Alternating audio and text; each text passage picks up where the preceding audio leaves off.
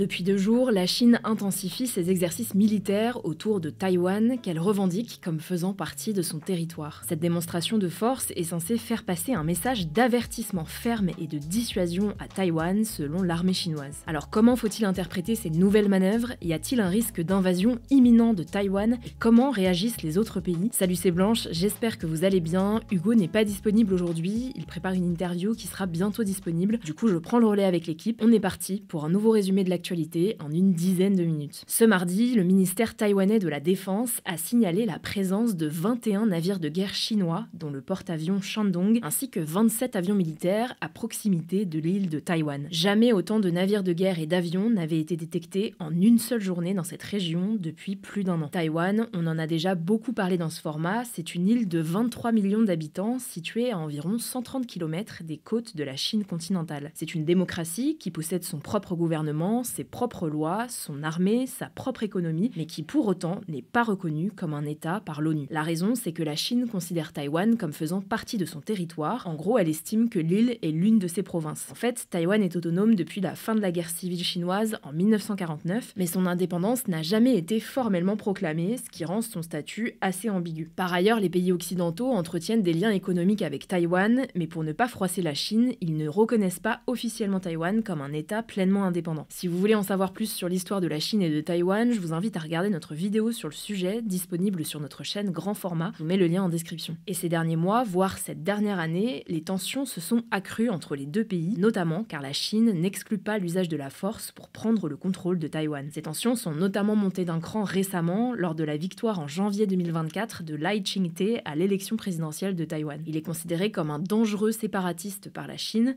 les séparatistes étant pour l'indépendance de Taïwan. Surtout qu'il y a quelques mois, lors de la fête nationale taïwanaise, Lai Ching-te avait prononcé un discours qui n'avait pas du tout plu au gouvernement chinois, puisqu'il avait dit s'engager, je cite, à résister à l'annexion chinoise de l'île. D'ailleurs, ce mardi, l'armée chinoise a publié une vidéo représentant le dirigeant en insecte parasite en train de brûler sur un brasier. Et puis il faut noter qu'avant ça, en décembre 2023, le président chinois Xi Jinping avait déclaré lors de son discours du Nouvel An que la Chine serait sûrement réunifiée, laissant planer le doute concernant une potentielle invasion de Taïwan. Bref, la situation reste donc très tendue, et pour en revenir à ce qu'il s'est passé ces derniers jours, la Chine a lancé une simulation de blocus, donc pour isoler Taïwan via la mer, l'air et la terre, en empêchant tout ravitaillement, communication ou renfort extérieur. Alors c'est pas ce qui s'est passé, mais en tout cas c'est ce que la Chine a simulé. Et le lendemain, donc ce mercredi, la Chine a lancé une nouvelle opération visant à tester cette fois-ci les capacités des troupes en matière de contrôle des zones et de blocus selon la Chine. Il y a notamment eu des exercices de tir réel à longue portée et des simulations de frappe sur des ports et des infrastructures énergétiques clés. Ces manœuvres ont conduit Taïwan à déployer ses propres avions, navires et systèmes de missiles en réponse. En tout cas, ces exercices militaires de la Chine ont lieu 2 jours après que le secrétaire américain à la Défense, Pete Hegseth, qui était en déplacement à Tokyo au Japon, a déclaré que les États-Unis étaient déterminés à maintenir une dissuasion crédible dans le détroit de Taïwan. Mais alors, que cherche la Chine et faut-il craindre une invasion à grande échelle de Taïwan? Selon la plupart des experts, ces manœuvres sont en fait des répétitions pour un encerclement de Taïwan, car la Chine serait selon eux plus susceptible de tenter un blocus de Taïwan que de lancer une réelle invasion du territoire. En fait, une invasion serait plus risquée et surtout ça nécessiterait un déploiement militaire important, ce dont ne dispose pas vraiment Taïwan pour le moment, face à la Chine en tout cas. En même temps que ces manœuvres, la Chine a averti Taïwan que l'indépendance de Taïwan signifiait la guerre et que, je cite, promouvoir l'indépendance de Taïwan signifie pousser les habitants de Taïwan vers une situation périlleuse de conflit armé. Alors vous vous en doutez, ces menaces et ces manœuvres ont suscité pas mal de réactions. La présidence taïwanaise a fermement condamné ces manœuvres. Le premier ministre taïwanais, Cho Jung-tai, a notamment déclaré, je cite, que le recours à des démonstrations de force militaire n'est pas ce à quoi des sociétés modernes et progressistes doivent se livrer. De son côté, le département d'État américain a accusé la Chine de mettre en danger la sécurité régionale et la Maison-Blanche a réitéré l'opposition des États-Unis à toute tentative unilatérale de modifier le statu quo par la force ou la coercition. À noter au passage que les États-Unis sont le principal fournisseur d'armes de Taïwan depuis des dizaines d'années, mais ils entretiennent ce qu'on appelle une ambiguïté stratégique au sujet de leur intervention en cas d'attaque de la Chine. Sinon, la porte-parole de la diplomatie de l'Union européenne, Anita Hyper, a déclaré, je cite, « Nous appelons toutes les parties à faire preuve de retenue et à éviter toute action susceptible d'aggraver les tensions. » En tout cas, la Chine a annoncé ce mercredi dans la journée avoir atteint ses objectifs et réalisé ses manœuvres comme elle le souhaitait. L'idée, selon la plupart des experts, c'était surtout d'envoyer un message clair aux dirigeants dirigeants taïwanais. En cas de guerre, la Chine peut les couper du monde extérieur et les user jusqu'à la capitulation. On verra donc ce qu'il en est dans les prochains jours. Je vous laisse avec Samy pour les actualités en bref. Merci Blanche et bonjour à tous, on commence avec cette actu. Israël a annoncé ce mercredi étendre son offensive militaire dans la bande de Gaza. Pour vous remettre dans le contexte, la trêve, entrée en vigueur le 19 janvier dernier après 15 mois de guerre, est mise à mal depuis le 18 mars. Ce jour-là, Israël a repris ses bombardements puis son offensive terrestre contre le Hamas sur le territoire palestinien. Et donc selon le ministre israélien de la Défense, Israël Katz, l'objectif de cette nouvelle offensive est, je cite, d'écraser et nettoyer la zone des terroristes et des infrastructures terroristes. Le 21 mars, il avait déjà ordonné à l'armée israélienne de saisir davantage de territoire à Gaza en menaçant d'annexer le territoire si le Hamas ne libérait pas les otages encore entre ses mains. Sur les 251 personnes enlevées le 7 octobre 2023 par le Hamas, 58 sont toujours retenues à Gaza, dont 34 sont décédés selon l'armée israélienne. De son côté, le Forum des familles, qui est la plus grande association de proches d'otages en Israël, s'est dit ce mercredi horrifié par l'annonce du ministre de la Défense. L'association a notamment interpellé le gouvernement israélien en leur demandant, je cite, « Comment cette opération sert l'objectif du retour des otages et comment comptez-vous éviter leur mise en danger ?» Le bilan humain depuis octobre 2023 dépasse désormais les 50 400 morts côté palestinien, dont plus de 14 700 enfants. Côté israélien, on compte au moins 1200 morts, dont 37 enfants, selon des chiffres retransmis par l'ONU. Deuxième actu en France, les députés ont adopté ce mardi en première lecture à 161 voix pour et 56 contre une proposition de loi qui intègre le non-consentement dans la définition pénale du viol. En fait, aujourd'hui, la notion de consentement n'est pas clairement définie dans le code pénal, donc l'ensemble de textes qui définissent les crimes, les délits et les contraventions. Le viol est actuellement défini comme, je cite, un acte de pénétration et commis par violence, contrainte, menace ou surprise. Cette proposition de loi, qui doit encore être votée au Sénat, propose donc de redéfinir le viol ou toute agression sexuelle comme tout acte sexuel non consenti. L'objectif de cette définition, c'est notamment de mieux aiguiller les enquêteurs et les juges dans leur procédure. À noter que les députés du Rassemblement national, du groupe d'Éric Ciotti, l'Union des droites pour la République et certains députés socialistes s'y sont opposés. Certains craignent qu'inclure le non-consentement à la définition pénale du viol conduise à centrer l'enquête sur l'attitude de la victime et non sur l'agresseur. Les défenseurs de cette proposition affirment de leur côté que cette modification permettrait d'inclure des situations encore mal couvertes aujourd'hui. Troisième actu, aux États-Unis, Cory Booker, un sénateur démocrate, donc du camp de Joe Biden, a pris la parole, tenez-vous bien, pendant plus de 25 heures pour dénoncer la politique du président américain Donald Trump. Ce n'est pas une blague, il a battu le record du plus long discours jamais tenu au Sénat américain. Il a affirmé au début de son discours, je me lève avec l'intention de perturber les activités normales du Sénat des États-Unis aussi longtemps que j'en serai physiquement capable. Je me lève ce soir parce que je crois sincèrement que notre pays est en crise. En fait, tenir un discours aussi long est possible aux États-Unis car le règlement intérieur permet à n'importe quel sénateur de prendre la parole à condition de rester debout en parlant sans prendre de pause, ce qu'il a donc fait. Quatrième actu, 45% des salariés en France sont en détresse psychologique selon un sondage OpinionWay réalisé entre février et mars 2025 auprès de 2030 salariés. Parmi eux, 7 sur 10 indiquent que leur mal-être est lié au moins partiellement au travail. Les femmes et les travailleurs de 30 à 39 ans sont les plus nombreux à avoir indiqué être en état de détresse psychologique qui peut montrer à la fois des symptômes de dépression et d'épuisement. 60% des sondés estiment que ce mal-être vient de l'individualisme présent dans leur entreprise. Un salarié sur 5 considère que leur entreprise les incite par exemple à privilégier les objectifs professionnels individuels plutôt que les collectifs. Selon le sondage, il est donc urgent d'améliorer l'environnement du travail des salariés. Cinquième actu, en Californie, le plus vieil arbre du monde, âgé de 4789 ans, est en danger à cause d'un important incendie en cours depuis dimanche dans l'est de la Sierra Nevada. La localisation exacte de cet arbre est d'ailleurs volontairement gardée secrète pour éviter tout acte de vandalisme. La forêt qui est menacée par les flammes abrite d'ailleurs d'autres arbres parmi les plus anciens connus sur Terre. Mardi matin, les autorités californiennes ont indiqué que les équipes qui avaient travaillé la nuit précédente sur l'incendie avaient tout de même fait de grands progrès pour limiter la propagation du feu. A noter que le entre guillemets vrai plus vieil arbre du monde, dit clono cette fois-ci, donc avec plusieurs troncs mais un seul système racinaire, se trouve quant à lui en Suède et est vieux de 9550 ans. Et on termine avec cette actu, on vous en avait déjà parlé mais c'est désormais officiel. À partir de ce mercredi 2 avril, les voyageurs européens et d'une cinquantaine d'autres pays doivent payer 12 € pour se rendre au Royaume-Uni. Cette nouvelle autorisation électronique qui permet de séjourner au Royaume-Uni pendant 6 mois au maximum et qui se fait en ligne passera d'ailleurs à 19 € dès le 9 avril. Le gouvernement britannique conseille de le demander au moins 3 jours ouvrés avant tout départ. Ce nouveau document, similaire à l'ESTA américain, s'appelle cette fois-ci l'ETA